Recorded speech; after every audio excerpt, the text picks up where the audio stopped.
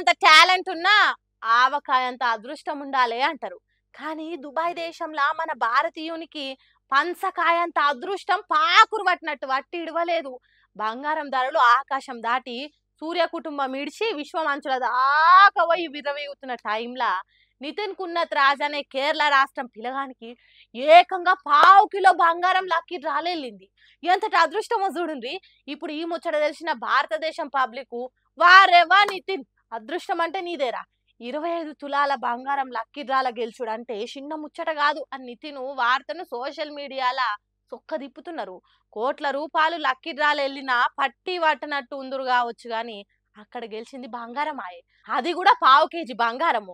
భారతదేశ జనాభాలో సగం ఉన్న ఆడోళ్ళు ఈ ముచ్చట ఎరకై మొగోళ్లను దుబాయ్ దేశం పోదామని పోరు పెట్టేటోళ్ళు ఆయే.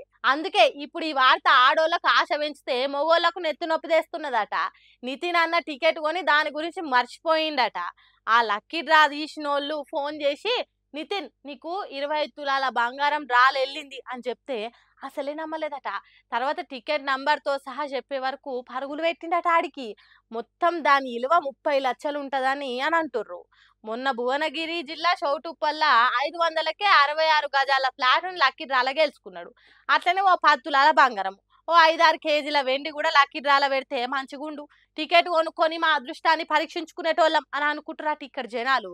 అనుకుంటే మంచిదే కానీ జనం ఆశపడుతున్నారని మోసాలు చేసేటోళ్ళు కూడా మోపైతారు. జర పైలం